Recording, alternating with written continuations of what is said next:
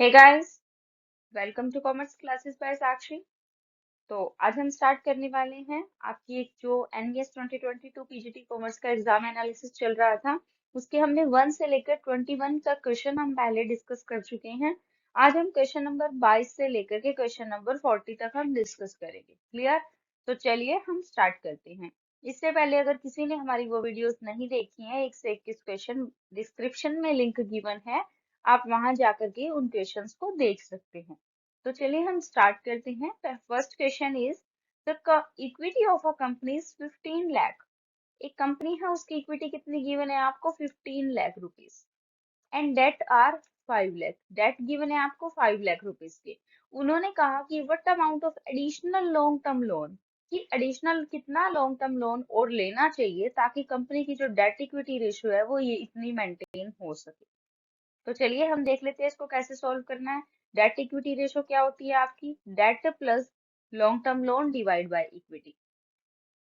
तो यहाँ पर डेट इक्विटी रेशो लिख दीजिए, और यहाँ पर आपकी क्या है? डेट दे रखे हैं 5 लाख रुपए की, वो लिख दीजिए। प्लस में लॉन्ग टर्म लोन कुछ नहीं है, तो इसको एक्स वाई जेड कुछ भी मान लो, या फिर लॉन्ग टर्म लोन लिख दो, एक ही बात है। डिवाइड बाय में इक्विटी कितनी है कंपनी की? 15 लाख रुपए। चलिए अब हम इसको सॉल्व कर लेते हैं क्रॉस मल्टीप्लाई करके। तो आपके लॉन्ग टर्म लोन कितने के आ जाएंगे? 2,50,000 रुपए के। तो यहाँ पर जो आपका करेक्ट आंसर होगा वो क्या हो जाएगा? आपका 2 lakhs और 50,000 की आपका करेक्ट आंसर हो जाएगा। नेक्स्ट क्वेश्चन देखिए। Dividend pay out ratio is which one of the following type of ratio. अलग अलग टाइप की रेशियो होती है। लिक्विडिटी रेशियो जो कंपनी की लिक्विडिटी को बताती है कि कंपनी नियर फ्यूचर में कंपनी के पास कैश है कि नहीं है, उस लिक्विडिटी को बताती है कि कंपनी अपनी पेमेंट्स पे कर भी पाएगी कि नहीं पे कर पाएगी। सॉल्वेंसी रेशियो होती है। टर्नओवर रेशियो होती है। टर्नओवर रेशियो जैसे कि इन्वेंट्री है कंपनी का, कितने जल्दी से जल्दी कन्वर्ट हो रहा है, कितना जल्दी माल सेल हो रहा है, ये टर्नओवर रेशियो बताती है आपकी। लॉन्ग टर्म सोल्वेंसी रेशियो होती है, वो कंपनी की सोल्वेंसी पोजीशन को बताती है कि कंपनी लॉन्ग टर्म तक सरवाइव भी कर सकती है कि नहीं। प्रॉफिटेबिलिटी रेशियो इसी तरीके से बताती है कंपनी की प्रॉफिट पोजीशन को। अब डिविडेंड किस में से दिया जाता है, आप सोच के देखिए। डिविडेंड कंपनी के पास प्रॉफिट होगा तभी तो डिविडेंड देंगे ना। तो डिविडेंड पे आउट रेशियो किसका पार्ट होती है? प्रॉफिटेबिलिटी रेशियो का पार्ट होती है आपकी क्या? Dividend pay out ratio.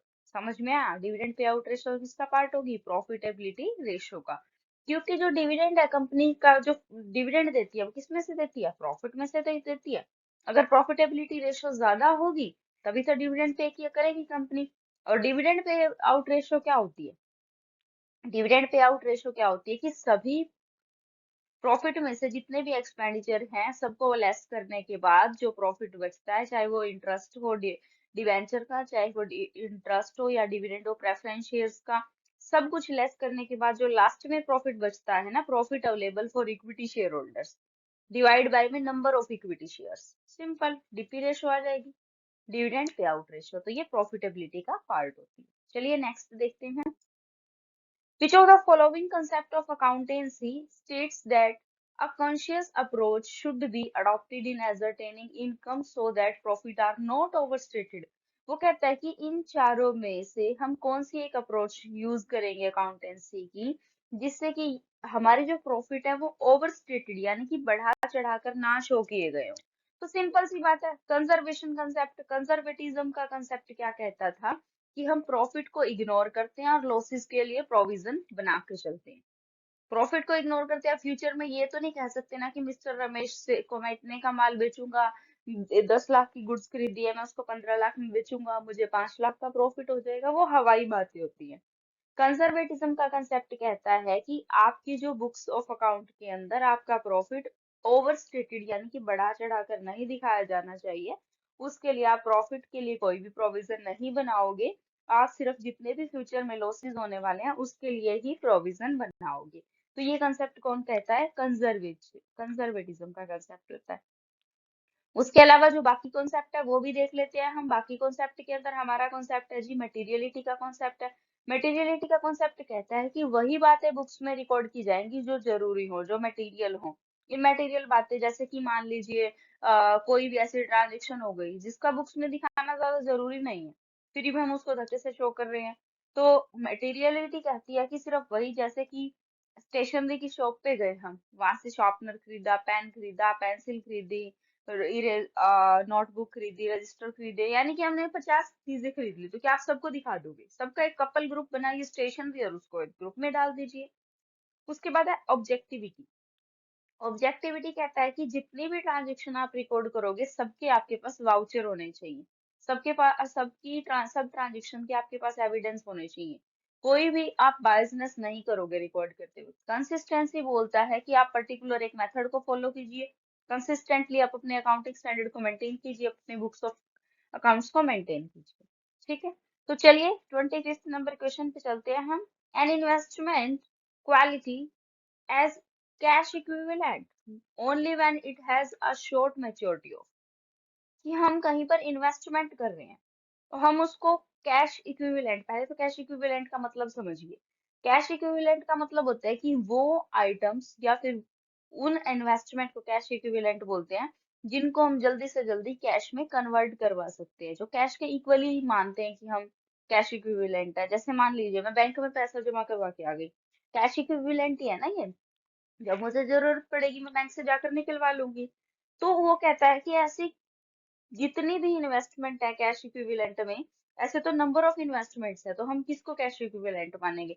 तो वो कहता है कि वो सारी इन्वेस्टमेंट जिसकी मैच्योरिटी पीरियड 3 महीने या उससे कम हो, उन सबको किस में डाल देंगे? हम कैश इक्विवेलेंट में डाल देंगे। क्लियर हो गई बात? तो इसके अंदर जैसे आ सकता है सर्टिफिकेट ऑफ डिपॉजिट है, कमर्शियल पेपर है, ये सब आपके कैश इक्विवेलेंट का पार्ट होते हैं। डन? ओके।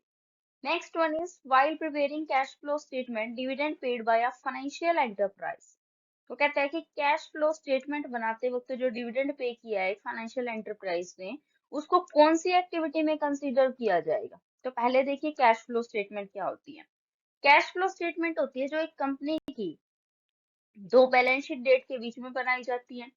दूसरी बात, कैश फ्लो स्टेटमेंट होती है जो इनफ्लो और आउटफ्लो का हमें एक सिस्टम बताती है। तीसरी बात, इसके अंदर 3 एक्टिविटीज होती है, ऑपरेटिंग एक्टिविटीज, फाइनेंसिंग एक्टिविटीज और इन्वेस्टिंग एक्टिविटीज। ठीक है जी। अब देखिए उसने कहा डिविडेंड पे किया है, पहले हम ये देख लेते हैं कि ऑपरेटिंग एक्टिविटी में क्या होता है। Activities related to day by day operations of a business.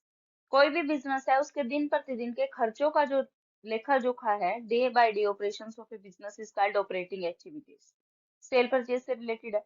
उसके बाद है इन्वेस्टिंग एक्टिविटीज है। अब मान लीजिए हमारी फर्म है, उसने कहीं इन्वेस्टमेंट कर दिया, कैश की फॉर्म में इन्वेस्टमेंट कर दिया, तो वो जो इन्वेस्ट किया है, लाइक मशीनरी परचेज करके आ गए, हम कोई बिल्डिंग बनाई या फिर हम कुछ भी ऐसा इन्वेस्टमेंट पर्पज से लॉन्ग टर्म एसेट को परचेज करके आए हैं, हमने शेयर्स खरीद लिए हैं किसी कंपनी के, तो ये हमने अपना पैसा बाहर इन्वेस्ट किया है ना, तो उसको कहाँ डालेंगे? इन्वेस्टमेंट पर्पज में, इन्वेस्टिंग एक्टिविटीज में। मशीनरी बेच दी है तो कैश इनफ्लो हो जाएगा, ये भी इन्वेस्टमेंट एक्टिविटी है। माल परचेज किया है, ऑपरेटिंग एक्टिविटी है। माल सेल किया है, ऑपरेटिंग एक्टिविटी है। यानी कि कैश से रिलेटेड जितनी भी एक्टिविटी ऑपरेटिंग ऑपरेशन से रिलेटेड और डे बाय डे की ऑपरेटिंग एक्टिविटीज हैं, कैश से रिलेटेड जितनी भी एक्टिविटीज इन्वेस्टमेंट से रिलेटेड होती हैं वो इन्वेस्टिंग में आ जाएंगी।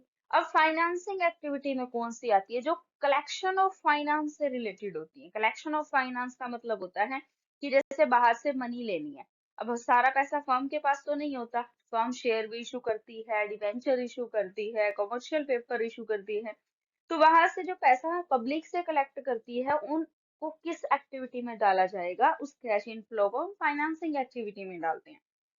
अब मान लीजिए उसने शेयर इशू किया है तो क्या करेगी? डिविडेंड भी तो पे करना पड़ेगा ना। शेयर इशू करते हैं तो डिविडेंड भी तो पे करना पड़ता है, तो डिविडेंड पेड भी कौन सी एक्टिविटी का पार्ट बनता है? फाइनेंसिंग एक्टिविटीज का। यही चीज उन्होंने पूछी थी कि dividend paid by a financial enterprise will be considered as which one of the following activity. तो ये आपका फाइनेंसिंग एक्टिविटी का पार्ट बनता है। क्लियर? चलिए, अब पेपर में ये और पूछ ले। अब मैं आपको एक और कॉन्सेप्ट बताती हूँ, पेपर में कई बार ये पूछ लेता है dividend received is which part of the activity.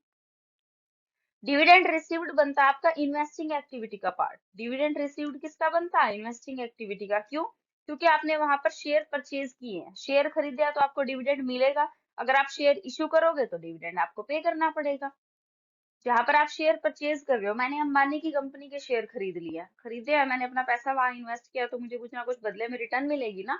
तो वहां पर डिविडेंड रिसीव्ड अगर लिखा होता है यहाँ पर, तो इन्वेस्टिंग एक्टिविटी का पार्ट बनता है। यहाँ डिविडेंड पेड है तो हमारा फाइनेंसिंग एक्टिविटी का पार्ट है। यहाँ बच्चे बहुत कंफ्यूज होते हैं, तो आप याद रखिएगा ये चीज। नेक्स्ट है हमारा, in case the total of sales return book is not posted to the ledger. Ledger में जब सेल्स रिटर्न बुक का हमने अकाउंट का जो की लेजर पोस्टिंग ही नहीं किया, then which of the following account will be credited, किस अकाउंट को क्रेडिट किया जाना चाहिए इस एरर को रेक्टिफाई करने के लिए, if the amount was put in the suspense account. तो भाई सिंपल सी बात है, सेल्स रिटर्न, सेल्स का अकाउंट क्या होता है, क्रेडिट होता है, सेल्स रिटर्न का अकाउंट क्या हो गया, डेबिट होगा। और जब एक ही सिंगल एरर आ रहा है, सिंगल एंट्री में एरर आ रहा है, तो हम दूसरे अकाउंट को क्या करेंगे, या तो सस्पेंस को डेबिट करते हैं या क्रेडिट करते हैं। यहाँ पर एक तो है सेल्स रिटर्न, दूसरा क्या करोगे, सस्पेंस अकाउंट को यूज कर लेंगे। ओके मैम, सस्पेंस अकाउंट क्या होता है, तो सस्पेंस अकाउंट होता है आपका जो एरर और रेक्टिफिकेशन की जो एंट्रीज करते हैं, वहां पर एक सस्पेंस अकाउंट ओपन किया जाता है टेम्परेरी पर्पस के लिए, कि जैसे ही हम फाइनल अकाउंट में उसका बैलेंस ट्रांसफर करेंगे, सस्पेंस अकाउंट को खत्म कर देंगे। तो एक टेम्परेरी पर्पज से एक अकाउंट में जब पैसा डाला जाता है तो उसको सस्पेंस अकाउंट बोलते हैं एंट्री करने के लिए। तो देखिए वो कहता है कि सस्पेंस, सॉरी, सेल्स रिटर्न जो बुक है, तो सेल्स रिटर्न का बैलेंस आप डेबिट करोगे, सस्पेंस अकाउंट का क्रेडिट कर दोगे, तो इसको यूज कर लोगे। उसके बाद विच of the following method of calculating the depreciation amount is based on the faulty assumption of same amount. यहाँ से पकड़ो, हर एक क्वेश्चन का आंसर उसके क्वेश्चन के अंदर ये होता है, same amount of the utility of an asset in different accounting years. वो कहता है कि इनमें से किस अकाउंटिंग के डेप्रिसिएशन के मेथड की क्या है, फॉल्टी assumption। फॉल्टी assumption मतलब थोड़ी सी बेकार टाइप की assumption बोल सकते हैं, कि जितने भी असेट्स हैं आपकी हर साल वो सेम अमाउंट ऑफ यूटिलिटी होगी, सेम तरीके से वो यूज होगी। भाई आप एक मशीनरी लेकर के आए, तो शुरू शुरू में वो नई मशीनरी है, उसको कम रिपेयर की रिक्वायरमेंट रहती है, लास्ट में आकर के वो पुरानी हो जाती है तो उसको ज्यादा रिपेयर की रिक्वायरमेंट रहती है। तो तरीके से तो हमें क्या करना चाहिए, शुरू में ज्यादा कम डेप्रिसिएशन चार्ज करना चाहिए, बाद में ज्यादा चार्ज करना चाहिए। लेकिन हमारे पास एक ऐसा मेथड भी है डेप्रिसिएशन का जो ये बोलता है कि हमें ना हर साल सेम अमाउंट से डेप्रिसिएशन लगाना चाहिए। तो वो कौन सा मेथड होता है बेटा, स्ट्रेट लाइन मेथड होता है। तो ये फॉल्टी assumption की बात कर रहा है कि किस मेथड की ये फॉल्टी बेकार assumption है कि हमें सेम अमाउंट से लगाना चाहिए, तो है जी स्ट्रेट लाइन मेथड। नेक्स्ट देखिए, which of the following is not a revenue reserve. पहले तो आप रिजर्व, रेवेन्यू रिजर्व समझिए, कैपिटल रिजर्व समझिए, फिर हम इस क्वेश्चन को सॉल्व करेंगे। मैंने बोला ना कंसेप्ट के साथ करेंगे। तो रेवेन्यू रिजर्व होता है बेटा जो आपका रेवेन्यू प्रॉफिट में से बनाया जाता है। अब मैम रेवेन्यू प्रॉफिट क्या है, तो नेट प्रॉफिट में से जो बनाया जाता है, नेट प्रॉफिट होता है आपका एक अकाउंटिंग पीरियड के अंदर जो प्रॉफिट आपको मिलता है, जैसे नेट प्रॉफिट है आपका, उसमें से जो रिजर्व बनाया जाता है वो रेवेन्यू रिजर्व होता है। ये टाइप है रेवेन्यू रिजर्व के, workman compensation fund, debenture redemption reserve, investment fluctuation fund, ये आपके सारे के सारे किस में से बनाए जाते हैं, रेवेन्यू रिजर्व में से। अब उसने क्या बोल दिया कि नोट, ध्यान से देखा करो, जब भी नोट वाला कंसेप्ट आए तो आप लोग ध्यान से देखिएगा कि उसने पूछा क्या है, नोट की रेवेन्यू रिजर्व का पार्ट कौन सा नहीं है। तो सिक्योरिटी प्रीमियम रिजर्व जो है आपका, ये रेवेन्यू रिजर्व का पार्ट नहीं है, क्योंकि ये किसका पार्ट होता है, कैपिटल रिजर्व का। कैपिटल रिजर्व क्या होते हैं, जो कैपिटल प्रॉफिट में से बनाए जाते हैं। जैसे कि जब कंपनी शेयर इशू करती है, तो मान लीजिए कंपनी ने शेयर प्रीमियम पर इशू किए होंगे, तो जो सिक्योरिटी प्रीमियम शेयर इशू करने पर आता है वो आपका कौन सा प्रॉफिट होता है, कैपिटल प्रॉफिट होता है। क्लियर। और उस कैपिटल प्रॉफिट को हम जब रिजर्व करके रख लेते हैं तो वो क्या बन जाता है, कैपिटल रिजर्व बन जाता है। क्लियर। तो जो सिक्योरिटी प्रीमियम रिजर्व है आपका, ये कैपिटल रिजर्व का पार्ट है, रेवेन्यू रिजर्व का पार्ट नहीं है। क्लियर। नेक्स्ट देखिए, which of the following statement is correct with respect to accounting information system. Accounting information system के रिगार्डिंग ये कौन सी स्टेटमेंट करेक्ट है, तो पहली स्टेटमेंट करेक्ट है हमारी की accounting information system is the part of management information system. तो अब हम देख लेते हैं कि अकाउंटिंग इंफॉर्मेशन सिस्टम क्या होता है। Accounting information system is the part of MIS management information system. Accounting information system में क्या करते हैं हम, फाइनेंशियल जो ट्रांजेक्शन्स होती हैं उनको रिकॉर्ड करते हैं, सेल परचेज से रिलेटेड या फाइनेंशियल प्रोसेस जो होती है बिजनेस की, हम उनको रिकॉर्ड करते हैं। क्लियर। ताकि हम डिसीजन मेकर्स होते हैं, जो इन्वेस्टर्स है, क्रेडिटर्स है, मैनेजर्स है, उनको एक इंफॉर्मेशन प्रोवाइड कर सकें। ये तो था हमारा अकाउंटिंग इंफॉर्मेशन सिस्टम। अब हम बात करते हैं हमारी किसकी, मैनेजमेंट इंफॉर्मेशन सिस्टम की। तो ये क्या होता है, ये रिपोर्टिंग का काम करता है। जो अकाउंट्स के अंदर जो डेटा रिकॉर्ड कर दिया गया है उसके बिहाफ पर जो डिसीजन मेकिंग का काम है वो कौन करेगा, आपका एमआईएस करेगा। तो एमआईएस क्या होता है, बड़ा होता है, और एआईएस क्या होता है, छोटा होता है। तो अगर हम इसका एक वेन डायग्राम बनाना चाहे तो ऐसे बनेगा। अंदर वाले पार्ट में क्या आएगा, ए आई एस, किसका पार्ट है ये, एमआईएस का। एमआईएस बाहर वाला पार्ट बनेगा, यानी कि एमआईएस क्या होता है, बड़ा होता है, इसी के अंदर क्या आ जाएगा, एआईएस आ जाएगा। क्लियर। उसके बाद देखिए, a manager should replace I with we. मैं की जगह अगर हम की बात करते हैं तो हेनरी फ्योल का कौन सा सिद्धांत है ये, सीधी सी बात है, टीम स्पिरिट। ये देखो, टीम की स्पिरिट की बात कर रहा है, क्वेश्चन के अंदर ही दी गई है। एस्पिरेट द क्रॉप्स, कॉप्स का मतलब होता है कि टीम की भावना का विकास करना। जब जो भी लोग काम कर रहे हैं उनमें आपस में टीम की भावना का विकास करना, ये फ्योल के किस सिद्धांत की बात है, तो ये एस्पिरिट थी, स्पिरिट थी, क्रॉप्स की बात है। समझ में आया, क्रॉप्स। नेक्स्ट देखिए, an important principle of management that control based on the behalf that an attempt states that to control everything result in controlling nothing। बस इतनी सी बात देखनी है हमें कि everything control is nothing। इतनी सी बात से समझ में आ गया। अगर आप हर चीज को कंट्रोल करने जाओगे तो कुछ भी हाथ नहीं लगेगा, किसी भी चीज को कंट्रोल नहीं कर सकते। इसीलिए वो कहता है कि सिर्फ ओनली सिग्निफिकेंट जो डेविएशन है उसी जो हमारे हाथ में नहीं है, हम उसको कंट्रोल करेंगे। वही वही हम जो है मैनेजमेंट को बताएंगे, बाकी हम अपने बिहाफ पर हैंडल कर लेंगे। तो इनमें से किस प्रिंसिपल के बारे में बोला गया है? हमारे बिजनेस में क्या होता है, ये माना जाता है कि अगर जो टॉप अथॉरिटी है उनके पास ऑलरेडी बहुत सारे काम होते हैं। अगर बिजनेस के जो मिडल मैनेजर है या लोअर लेवल मैनेजर्स होते हैं वो सभी की सभी बातें टॉप लेवल पर जाकर सॉल्व करवाएंगे, तो everything control is nothing control. कि अगर वो टॉप सभी को ही कंट्रोल करने लग गया तो वो कुछ भी कंट्रोल नहीं कर पाएगा। तो उन्होंने एक प्रिंसिपल को फॉलो किया, जिस वो प्रिंसिपल ये कहता है कि जो सिर्फ सिग्निफिकेंट मैटर है, जो ज्यादा ही जरूरी मैटर है वही हम मैनेजमेंट को बताएंगे, बाकी मिडल और लोअर वाले अपने लेवल पर हैंडल कर लेंगे। तो उसको क्या बोलते हैं, उस सिद्धांत का नाम है मैनेजमेंट बाय एक्सेप्शन, अपवाद का सिद्धांत, management by exception. Management by exception सिद्धांत क्या कहता है कि जो भी जरूरी काम है, जो जरूरत से ज्यादा ही इम्पोर्टेंट है, अपवाद यानी कि जो मिडल और लोअर के हैंडल में है ही नहीं, उसको आप अपर मैनेजमेंट को बताओगे, बाकी सब नीचे वाले लोग हैंडल कर लेंगे। क्लियर। उसके बाद देखिए, which of the following test used for selection of employees measure the individual potential for learning new skills. Potential, सिर्फ छोटे छोटे क्लूज ढूंढने होते हैं। Potential for learning new skills and indicate the person capacity to develop. हम जब किसी person की रिक्रूटमेंट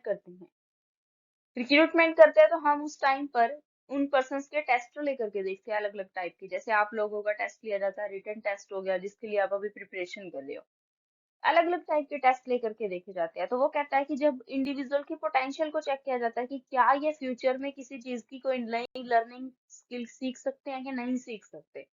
जैसे मान लीजिए कोई एम्प्लॉई है, काम कर रहे हैं, फ्यूचर में मान लीजिए उन्हें रोबोटिक्स पे काम करना पड़े, तो क्या वो कर पाएंगे, क्या उनके पास इतनी पोटेंशियल कैपेसिटी है कि वो कर लेंगे। तो उसके लिए कौन सा टेस्ट लिया जाता है, उनका लिया जाता है aptitude test, conducted to check ईवाई है एम्प्लॉय पोटेंशियल और जील फॉर न्यू लर्निंग। क्या उनके अंदर नया कुछ सीखने की क्षमता है, क्या वो सीख सकते हैं, क्या उनमें उत्साह है, ये सब देखने के लिए हम टेस्ट लेते हैं बेटा, एप्टीट्यूड टेस्ट।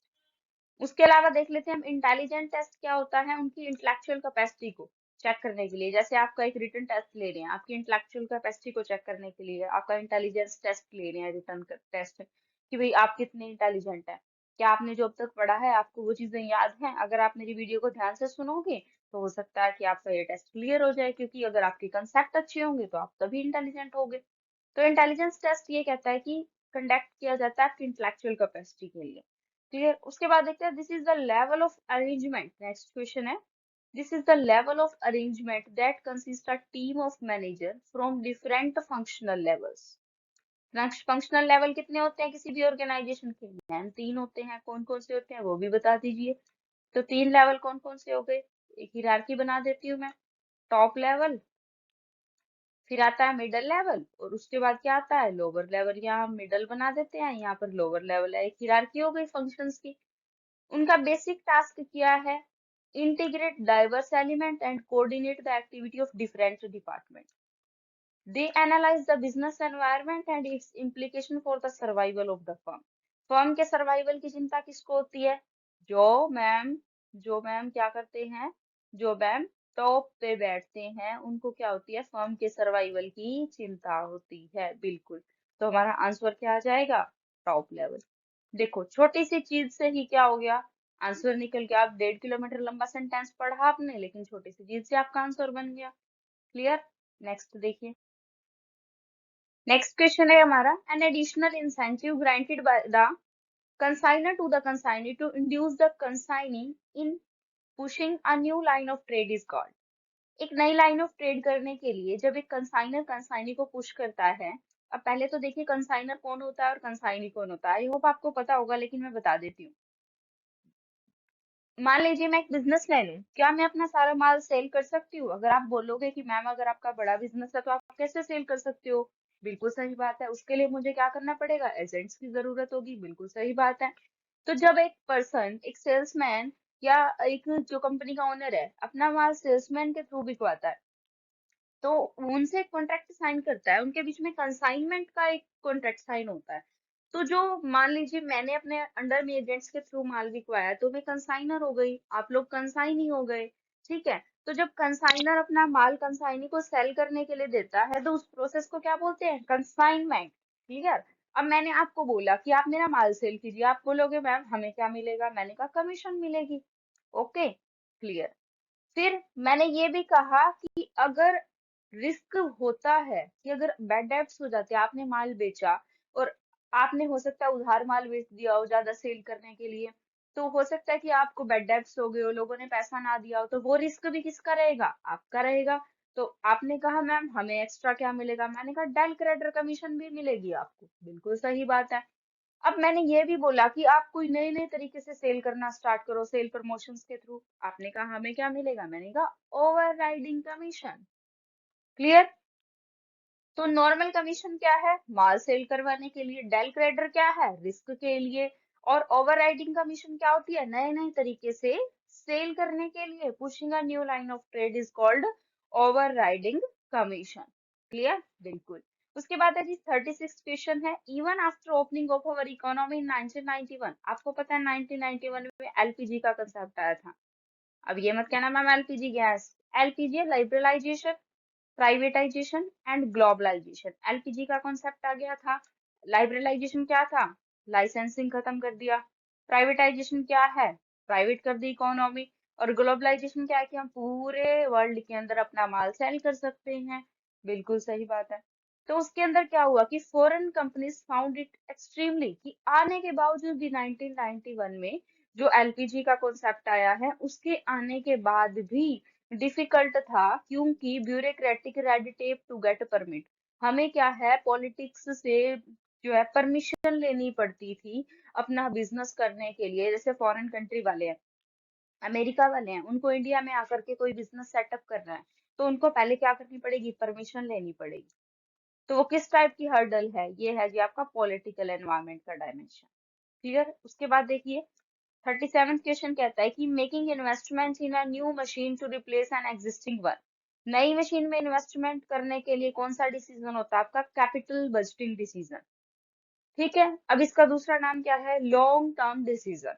कि लॉन्ग टर्म के लिए जो डिसीजन लिया जाता है, कैपिटल बजटिंग। भाई आपकी कैपिटल बजट हो रही है यहाँ पर, बहुत सारी जो बड़ी रकम में इन्वेस्टमेंट कर रहे हो आप, तो कौन सा डिसीजन है? Capital budgeting. Working capital decision क्या है? शॉर्ट टर्म की एसेट में जब आप इन्वेस्ट कर रहे हो। Financing decision, you know very well that जो कैपिटल बस्टिंग और वर्किंग कैपिटल डिसीजन है, दोनों फाइनेंसिंग डिसीजन का पार्ट है आपके। कैपिटल स्ट्रक्चर होता है डिसीजन की, कितना पार्ट हमें डेट से लेना है और कितना पार्ट हमें इक्विटी से लेना है मनी का, तो वो आपका कैपिटल स्ट्रक्चर डिसीजन होता है। क्लियर? नेक्स्ट देखिए, this activity tries to achieve the following two objective. ये दो ऑब्जेक्टिव दे रखे हैं आपको। वो बोलता है कि इन चारों में से कौन सी ऐसी एक्टिविटी है जिसके ये दो ऑब्जेक्टिव है। पहला ऑब्जेक्टिव पढ़ती हूँ कि to ensure availability of funds. इन चारों में से किसका ये ऑब्जेक्टिव है कि हमारे पास फंड की अवेलेबिलिटी रहे? उसके बाद है to ensure that firm does not raise resources unnecessarily, identify the activity from the following. कि वो कहता है कि फर्म अननेसेसरीली यानी कि अनावश्यक रूप से ज्यादा मनी उसके पास ना आए और प्रॉपर तरीके से फंड की भी अवेलेबिलिटी हो, तो ये किसका डिसीजन है? तो बेटा ये फाइनेंशियल प्लानिंग का पार्ट होता है। फाइनेंशियल प्लानिंग में यही तो देखते हैं ना कि ना तो एक्सेस मनी आए ना ही डेफिशिएट मनी आए, एक ऑप्टिमम मनी हो हमारे पास में, अवेलेबिलिटी ऑफ फंड हो हमारे पास में, हम अननेसेसरीली कुछ भी रेज ना कर सके ताकि बाद में हमें नुकसान ना हो, उसको कहते हैं फाइनेंशियल प्लानिंग करना। Next one is which of the following are a zero coupon bond issued by RBI on behalf of central government. मैंने एक लास्ट वीडियो में भी आपको बताया था कि RBI central government of India के बिहाफ पर शॉर्ट टर्म रिक्वायरमेंट को पूरा करने के लिए गवर्नमेंट की बॉन्ड इशू करता है, उसको क्या बोला जाता है? उसको बोला जाता है ट्रेजरी बिल्स। ये पिक्चर मैंने आपसे पहले भी शेयर कर रखी है, तभी मैंने दोबारा डाली है कि आपको रिमाइंड हो। तो फाइनेंशियल मार्केट दो टाइप की बताई थी मैंने लास्ट टाइम, मनी मार्केट और capital market. Money market short term securities के लिए होती है, capital market long term securities के लिए होती है। मनी मार्केट के अंदर कौन कौन सी सिक्योरिटीज में डील करते हैं?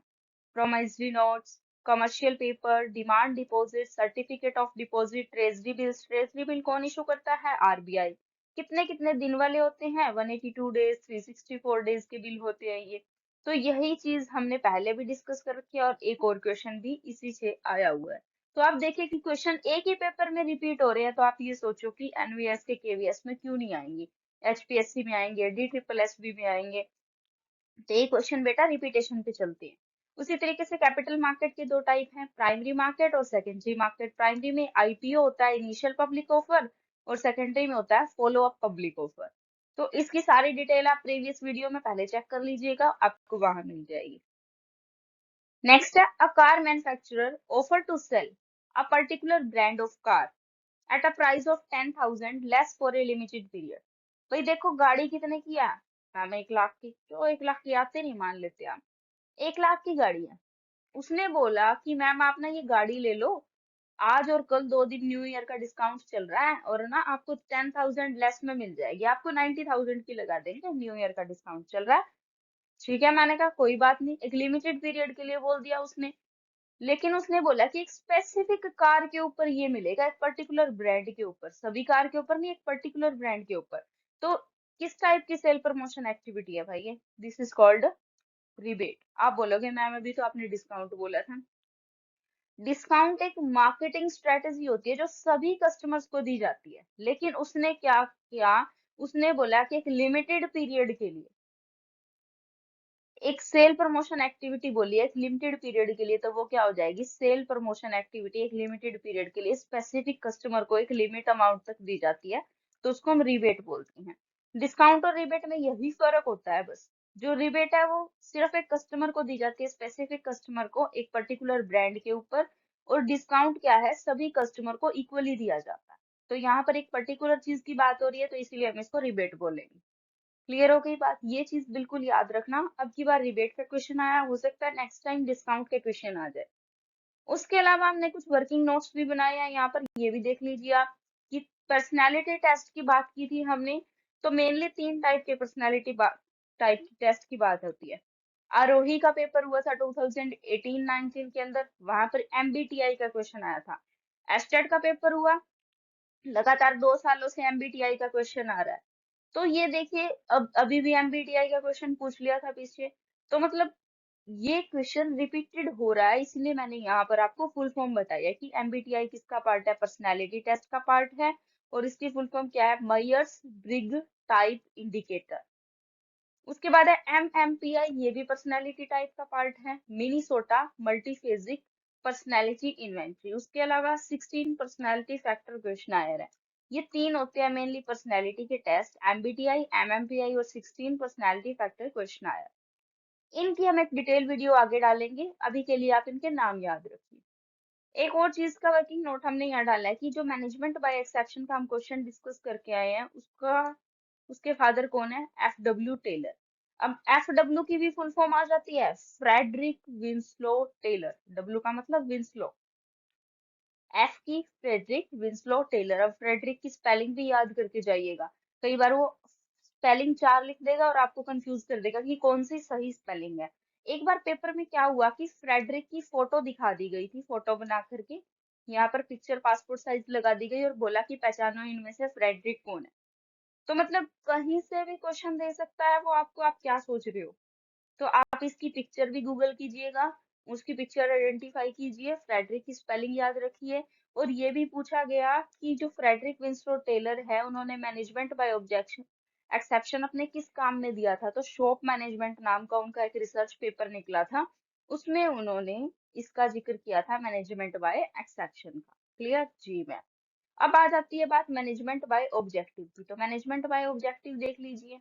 अब आप बोलोगे मैनेजमेंट बाय ऑब्जेक्टिव होता है MBO, कि पहले ऑब्जेक्टिव सेट करते हैं और उसके बिहाफ पर हम मैनेजमेंट करते हैं। ये टर्म किसने दी है? पीटर एफ ड्रकर ने।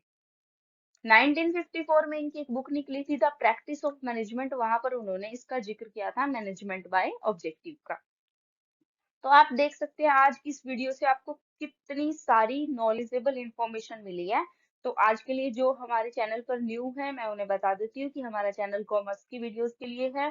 जो नेट, एस्टेट या फिर DSSB, KVS, NVS, UPS, UPPSC, किसी भी प्रकार की कोई भी कॉमर्स से रिलेटेड पीजीटी या नेट की प्रिपरेशन कर रहे हैं, इन वीडियोस को देख सकते हैं। यहाँ पर आपके सभी कॉन्सेप्ट क्लियर होते हैं। और अगर आपको मेरे कॉन्सेप्ट अच्छे लगे तो प्लीज लाइक, शेयर, कमेंट करना तो बिल्कुल मत भूलना। कमेंट कीजिए ताकि मुझे पता चले कि आपको समझ में भी आया या नहीं आया, ताकि हम आगे और अच्छी मेहनत कर सके और आपके लिए नए नए कंसेप्ट ला सके, क्योंकि ये सब चीजें फ्री ऑफ कॉस्ट है। तो आपका सिर्फ एक लाइक और कमेंट ही हमें आगे काम करने के लिए मोटिवेट करता है। और हो सके तो मेरे चैनल को सब्सक्राइब भी कीजिएगा। थैंक यू वेरी मच, मिलते हैं जल्दी एक नई वीडियो के साथ। तब तक के लिए बाय बाय, शब्बा खैर, थैंक यू वेरी मच।